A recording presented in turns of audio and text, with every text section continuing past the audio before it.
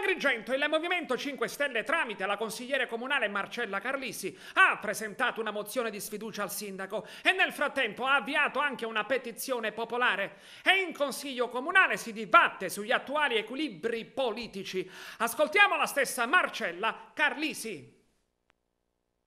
Allora, intanto domenica comunque saremo a San Leone dalle 10:30 alle 13 a raccogliere eventuali firme di altri cittadini che vogliono sensibilizzare il Consiglio Comunale ad andare verso la sfiducia.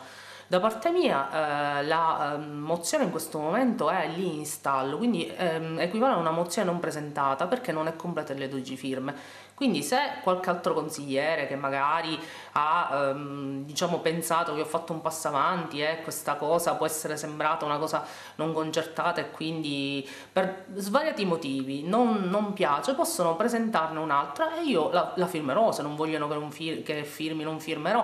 L'importante è che arriviamo al target, che è quello di una sfiducia politica al sindaco. Non credo che sia il caso di aspettare un eventuale sentenza contabile su un altro comune, perché penso che tutta la città, lo stato di questa città parli dell'inefficienza di questo sindaco come sindaco di Agrigento. Quindi la sfiducia, basarla su un qualcosa che è successo in un altro posto, anche se diciamo, potrebbe certificare un'incapacità di amministrazione, secondo me è un qualcosa che il comune deve superare e procedere spontaneamente sua alla sfiducia. Quindi da parte mia massima disponibilità a fare 10.000 passi indietro, purché andiamo al target e mandiamo via questo sindaco da Agrigento.